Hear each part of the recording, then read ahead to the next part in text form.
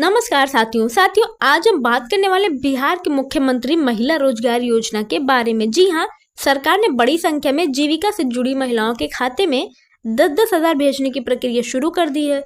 लेकिन क्या आपको पता है कि बहुत सी महिलाएं ऐसी भी हैं जिनके खाते में ये पैसा पहुंच ही नहीं पाया है, और अगर अभी तक नहीं आया है तो आगे भी नहीं आएगा। जी हाँ, लेकिन घबराने की जरूरत नहीं है, क्योंकि इस वीडियो में मैं आपको खास कारण बताऊंगी जिसकी वजह से पैसा अटकता है, और साथ ही यह भी बताऊंगी कि घर बैठे मोबाइल से आप कैसे इस समस्या को दूर कर सकती हैं। तो देखिए, इस योजना की स्थिति अभी तक क्या है।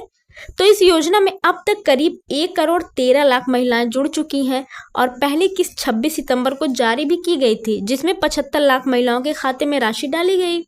लेकिन अभी भी लगभग 37 लाख महिलाओं का पैसा अटका हुआ है। अब अगली किस्त जो है वो 3 अक्टूबर को आने वाली है। इसमें लगभग 25 लाख महिलाओं को पैसा मिलेगा, और उसके बाद भी करीब 13 लाख महिलाएं ऐसी रह जाएंगी जिन्हें पैसा अभी नहीं मिलेगा। देखिए, पैसा ना आने के पीछे की असली वजह क्या है, तो इस पे हम बात करें। देखिए, ज्यादातर महिलाएं सोचती हैं कि बैंक जाकर आधार लिंक करा देना ही काफी है, लेकिन यही सबसे बड़ी गलती होती है महिलाओं की। असलियत ये है कि खाता और आधार लिंक होना एक अलग प्रक्रिया है, जबकि आधार सीडिंग यानी NPCI मैपिंग एक अलग प्रक्रिया है। सरकार पैसा आधार नंबर के जरिए भेज रही है, बैंक अकाउंट के जरिए नहीं भेजती। इसलिए अगर आपका आधार NPCI से सीड नहीं है तो आपका पैसा कभी भी आपके खाते में नहीं आएगा। जी हाँ, और आपको बता दे आधार सीडिंग चेक करने का तरीका क्या है। तो आइए चलिए देखिए, सबसे पहले आपको मोबाइल पे अपने गूगल खोलना है। गूगल हर कोई जानता है, गूगल हर कोई चलाता भी है, खोलता भी है, सर्च भी करता है। तो आपको गूगल पे जाना है, वहां पे आपको टाइप करना है क्या, npci.org.in। आपको ये टाइप करना है। अब उसके बाद में कस्टमर सर्विस वाले सेक्शन पर आप जाएंगे, वहां पे दिखेगा कस्टमर सर्विस, उस सेक्शन पे आपको जाना है, और वहां पे आपको मिलेगा आधार मैपिंग स्टेटस।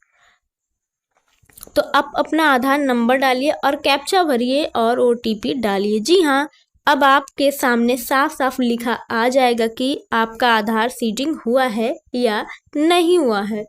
तो अगर सीडिंग हो चुका है तो चिंता की कोई बात नहीं है, अगर नहीं हुआ है तो भी आप तुरंत आपको रिक्वेस्ट डालनी होगी। जी हाँ, अब बात ये आती है कि हम आधार सीडिंग कैसे करें। तो बहुत कठिन काम ये नहीं है, बहुत ही आसान है। जी हाँ, आपको करना क्या है, आधार सीडिंग रिक्वेस्ट वाले ऑप्शन पर क्लिक करेंगे, अपना आधार नंबर डालें, अपना बैंक चुनें, जैसे कि SBI है तो PNB, सेंट्रल बैंक, जो भी बैंक है आप उसको चुनिए। उसके बाद में बैंक अकाउंट नंबर डालिए और कंफर्म करिए। और हाँ, वहाँ पे आपको ये चुना फ्रेश सीडिंग चुने। जी हाँ, फ्रेश सीडिंग चुने। उसके बाद में कैप्चा भरें और सबमिट कर दें। आपके मोबाइल पे जो है OTP आएगा, और उसी OTP को डालकर आप सबमिट करिए। इसके बाद आपका आधार बैंक से सीड हो जाएगा।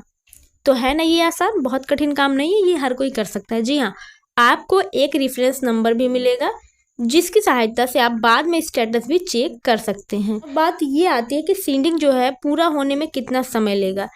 तो देखिए, कभी कभी ये तुरंत हो जाता है, कभी कभी 2 से 4 घंटे लगते हैं, और कई बार 1 दिन का समय भी लग सकता है। लेकिन जैसे ये प्रोसेस पूरा हो जाता है, आपके खाते में पैसे आने की कोई दिक्कत नहीं रहेगी।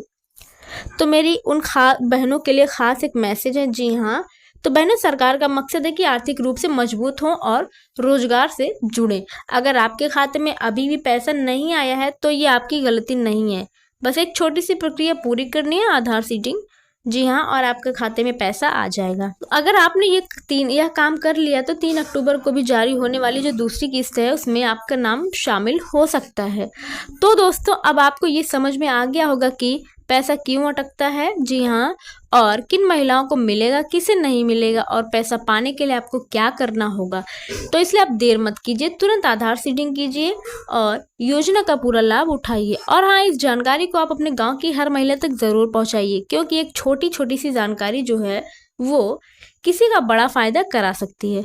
तो फिर हम मिलेंगे आपसे अगली वीडियो में एक और नए अपडेट के साथ में। तब तक के लिए धन्यवाद। जय हिंद, जय भारत, वंदे मातरम।